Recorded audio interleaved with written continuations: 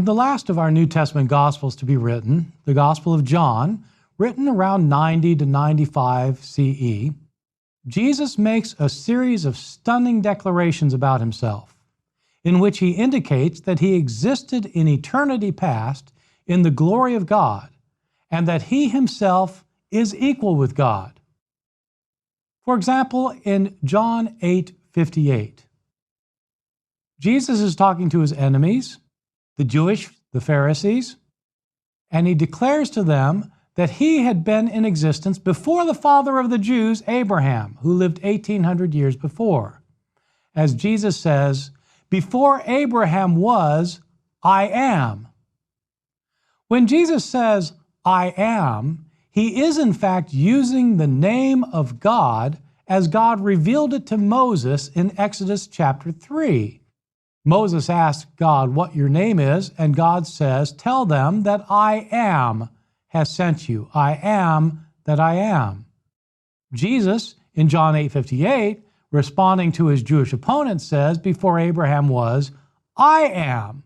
They know perfectly well what he's talking about. They take up stones to murder him. Somewhat later, John chapter 10, verse 30, Jesus, talking once more, says, "I and the Father are one." And once more, the Jews take up stones to stone him. Some chapters later, one of Jesus' disciples asks him, "Lord, show us the Father." Jesus says to him, "Whoever has seen me has seen the Father." A few chapters later, Jesus is praying to God the Father, and Jesus says, "Lord, glorify me with the glory that I had with you before the world existed."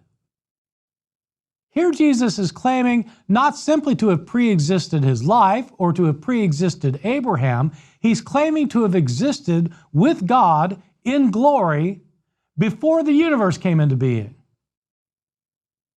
This series of declarations comes to an end in John chapter 20, verse 28, when doubting Thomas comes to believe that Jesus has been raised from the dead and acknowledges him by saying, "My Lord and my God." This is very different indeed from anything Jesus says about himself in the earlier Gospels. In the Gospel of John, Jesus repeatedly claims to be a divine being, claims to be none other than God, claims to have pre-existed his life, to have pre-existed the universe. He never says that, though, in Matthew, Mark, and Luke. How could that be? It's important to realize that these first three Gospels are all based on earlier oral and written accounts. We call the first three Gospels the Synoptic Gospels. Matthew, Mark, and Luke, the Synoptic Gospels. The word synoptic means to be seen together. These books are called the Synoptic Gospels because they are so much alike that you can put them in parallel columns next to each other and read their stories together, because they tell so many of the same stories, often in the same sequence, and often in the same words. How does one explain that Matthew, Mark, and Luke are so similar to one another, and at the same time, why they have so many differences? This is called the synoptic problem. The synoptic problem is a technical term used by New Testament scholars to refer to the problem of explaining the similarities and differences among Matthew, Mark, and Luke. How does one account for the fact that they have word-for-word agreements? Almost always, scholars maintain that there is a literary solution to this problem. There's a literary reason why Matthew, Mark, and Luke are so much alike while they have differences. The literary solution is that somebody is copying somebody. I sometimes have difficulty convincing my students that if you have two accounts of the same thing that are word for word the same, someone's copying someone. But in fact, that is the only explanation you can come up with, except for the possibility that there's been some sort of divine intervention. Because it is impossible for two reporters to report the same event in exactly the same words to the extent of a paragraph. When you do have two reports in two newspapers of a paragraph that's exactly the same, it's because somebody's copying somebody.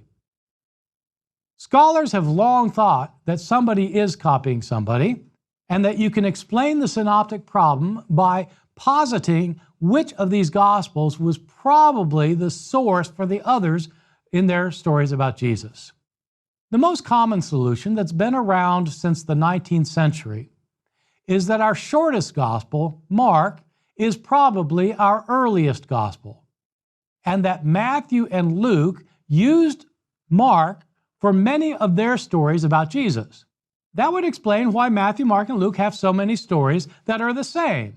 It's because two of these Gospels, Matthew and Luke, got many of their stories from Mark.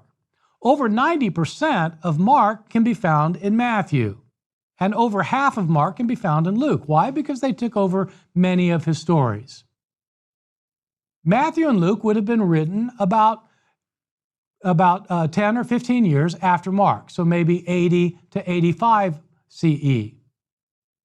Matthew and Luke also have other stories in common that are not found in Mark. And so scholars have had to account for how that can be. So if there's a story that's in Matthew and it's in Mark and it's Luke, that story comes from Mark. But what happens when you have a story that's found in Matthew and Luke that's not found in Mark?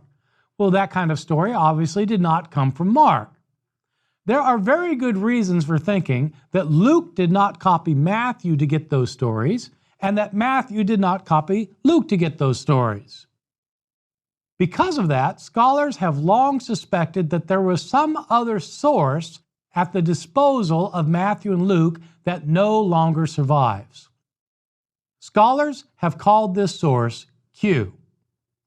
The reason they call it Q is because the scholars who came up with this theory were German scholars in the 19th century, and they wanted to talk about the source available to Matthew and Luke.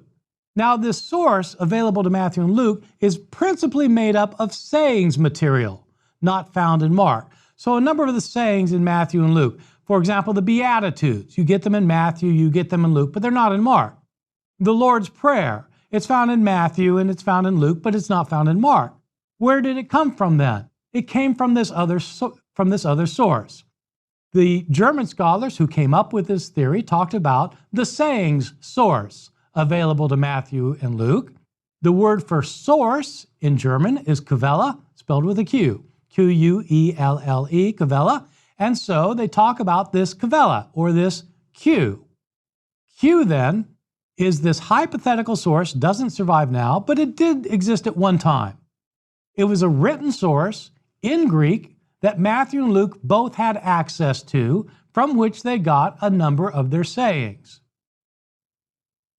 There are other sources that were available to Matthew and Luke. For example, Matthew has a number of stories that are found only in Matthew, and so scholars talk about Matthew having an M source, which could be a written source or an oral source or a bunch of sources, but it's unique to Matthew, M. Luke has a bunch of stories available only to Luke, and so we talk about L, the source available to Luke, or the sources available to Luke. Now, you may wonder why all of this matters about Mark, Q, M, and L. The reason it matters is this. Jesus makes these claims about himself in the Gospel of John to be divine and to have pre-existed and been around before the creation of the world, but he never makes those claims in Matthew, Mark, and Luke, which means he also never makes these claims in Mark, Q, M, or L. None of our early sources has Jesus say any such thing. How can that be explained if John, our final gospel, is right that this was in fact the very burden of Jesus' entire message? Did the early gospels and their sources choose simply not to mention that part? Historians of the Gospels have long concluded that the idea that Jesus called himself God is not historical. If it were, it would be in our earliest Gospels. This is a view that's distinctive to John, the last of our Gospels to be written. By contrast, as we have seen, in the Synoptic Gospels of Matthew, Mark, and Luke, Jesus preaches about the coming kingdom of God that's to be brought by a cosmic judge that Jesus called the Son of Man.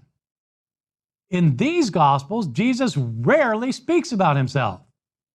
He instead speaks about God and God's coming kingdom. The kingdom of God is at hand, says Jesus. Whoever rejects me now, the Son of Man will reject when he comes on the clouds of heaven. In these other Gospels, of course, Jesus does talk about how people should live in Matthew, Mark, and Luke. Much of Jesus' teaching could be classified as ethical sorts of teachings. For example, in the Beatitudes, where Jesus says, "Blessed are the poor in spirit, for theirs is the kingdom of heaven. Blessed are those who hunger and thirst for righteousness, for they will be filled. Blessed are those who are merciful, for they shall receive mercy," giving instructions for how people ought to live. Or the so-called antitheses, the statements where Jesus will quote a law of Moses and then give his own interpretation of it. You've heard it said in ancient times, "You shall not murder." I say to you, you should not get angry with a brother or a sister. So he takes the law of murder and takes it to an extreme. You shouldn't even get angry. You've heard it said, "An eye for an eye, a tooth for a tooth." But I say, don't resist an evildoer. If someone strikes you on the right cheek, turn to him the other also. Or another antithesis. You've heard it said, "You shall love your neighbor and hate your enemy." I say unto you that you should love your enemies and pray for those who persecute you. Jesus has a number of ethical teachings in the Gospels of Matthew, Mark, and Luke, and because of this, Jesus is often talked about as a great ethical teacher, one of the greatest moral instructors in the history of the world. I have no quarrel with that, but I think it's important to understand the apocalyptic character of Jesus' teachings. Today, many people teach ethics because they want to teach us how to get along for the long haul. They want us to know how we can function as a society, how we can improve one another, and thereby improve ourselves. Jesus did not teach ethics for that reason. Jesus did not teach ethics so people would know how to get along for the long haul. For Jesus, there was not going to be a long haul. Instead, Jesus taught ethics so that people who lived as God wanted them to could enter into the coming kingdom. The kingdom was coming very soon, and people needed to prepare for it. The reason to be ethical was not for the long-term good of society, it was to allow you to enter into the kingdom when it came, and it was coming very soon. So you did not have long to reform your behavior. Moreover, those who did so, who lived in the ways Jesus prescribed, could begin to see what life would be like in the kingdom. In the kingdom, there'll be no war, and so Jesus' followers should be peacemakers now. There'll be no hatred, and so Jesus' followers should love one another now. There'll be no oppression or injustice, and so Jesus' followers should work for justice now. There'll be no poverty in the kingdom, so people should work to alleviate poverty now. There'll be no disease in the kingdom, and so people should heal the sick now. In short, Jesus appears to have seen himself as a prophet of the coming kingdom, not as God on earth. Some people have argued that some of Jesus' actions show that he thought he was God. But in every case, these actions can be explained in other ways.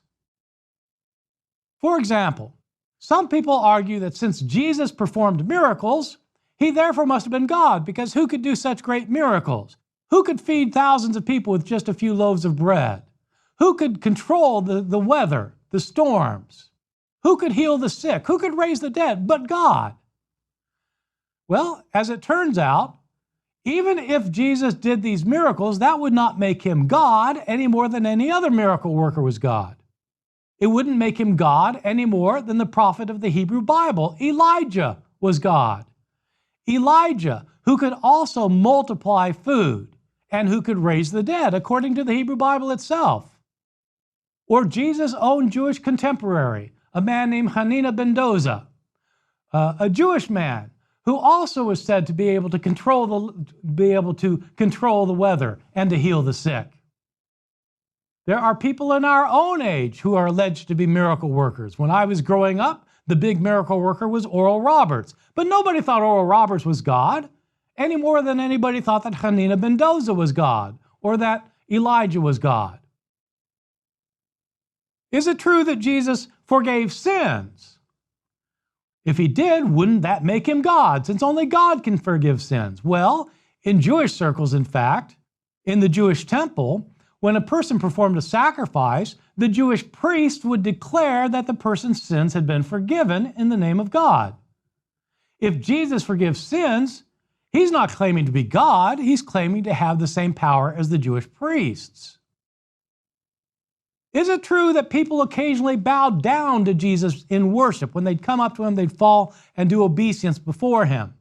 Even if they did, that would not make him God, any more than the thousands of kings in antiquity before whom people constantly bowed down were themselves God. These things alone and by themselves would not make Jesus God, especially since in Jesus' own preaching, in these various sources of Matthew, Mark, and Luke, he speaks of God, but he never speaks of himself as God.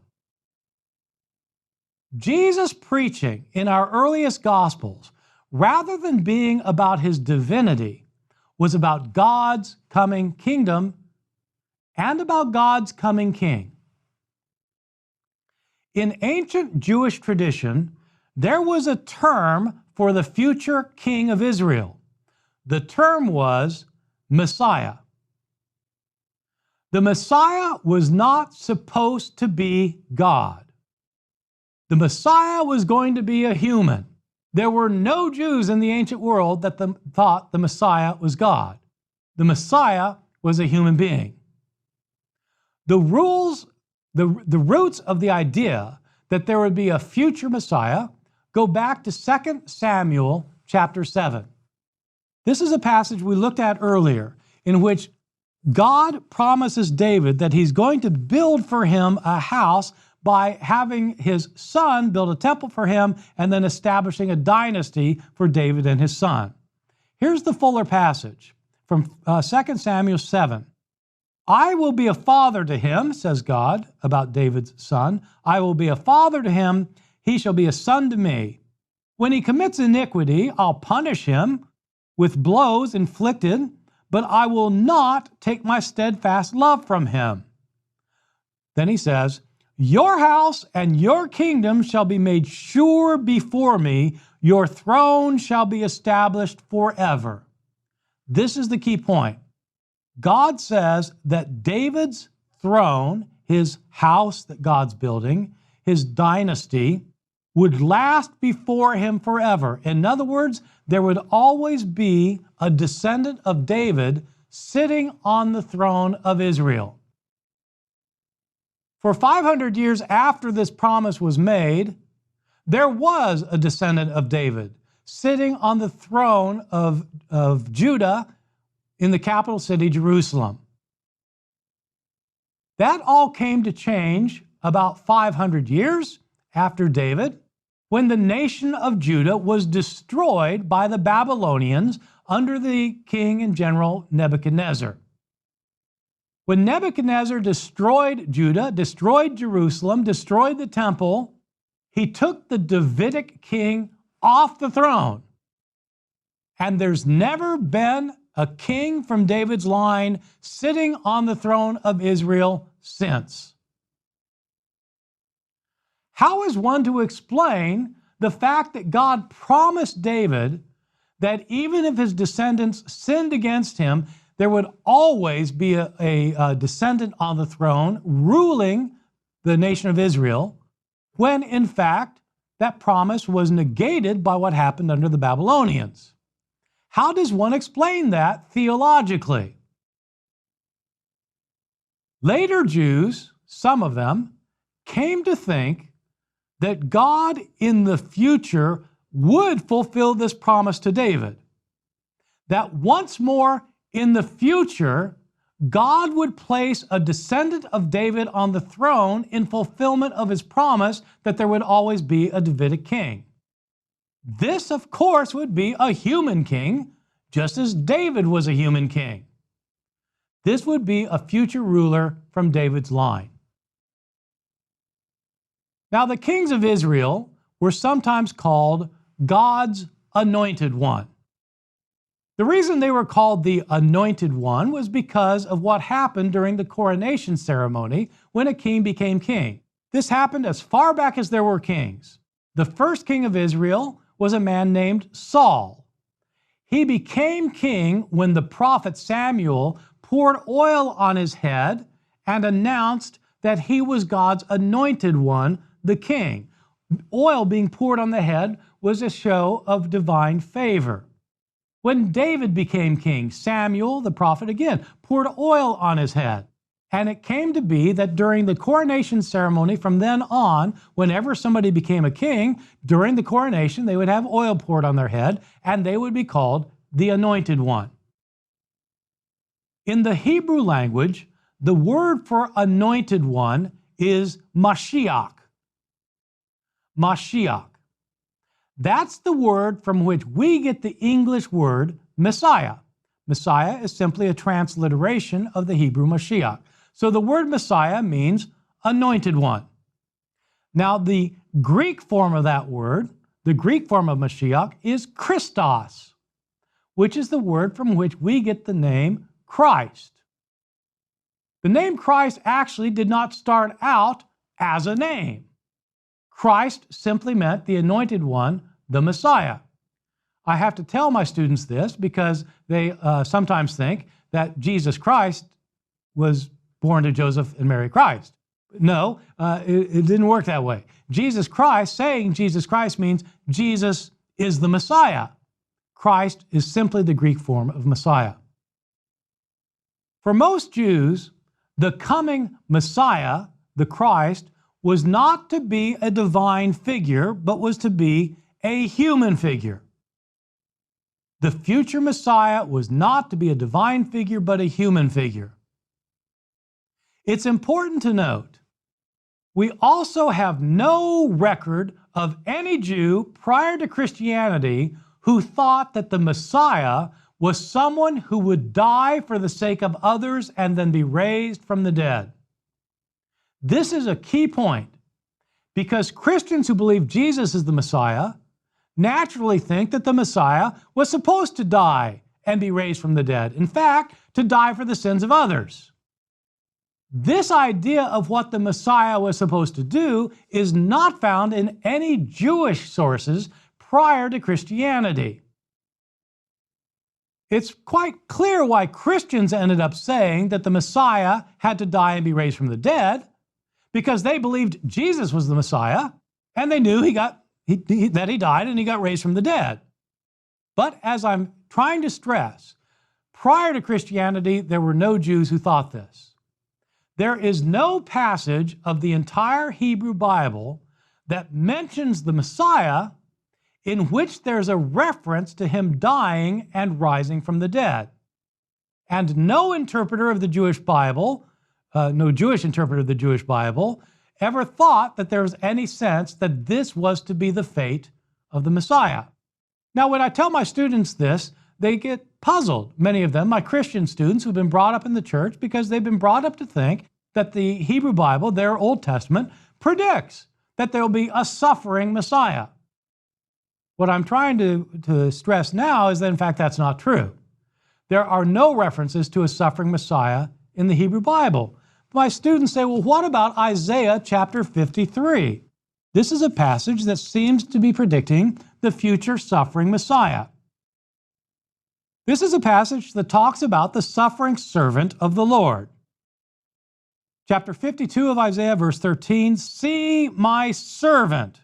He shall prosper and be exalted and lifted up, and he shall be very high. It's a future tense. That's what's going to happen to him. But then the prophet goes on to say that this servant, chapter 53, verse 3, was despised and rejected by others. He was a man of suffering and acquainted with infirmity. Surely he has borne our infirmities and carried our diseases. Yet we accounted him struck by God, and afflicted. Here's the key verse. For he was wounded for our transgressions, crushed for our iniquities. Upon him was the punishment that made us whole, and by his bruises we are healed. Christians have, for a very long time indeed, taken this to be an indication that the Messiah, in fact, has to suffer, that he's bruised for the sake of others, for their sins, but that God is going to exalt and prosper him, meaning that he'll be raised from the dead.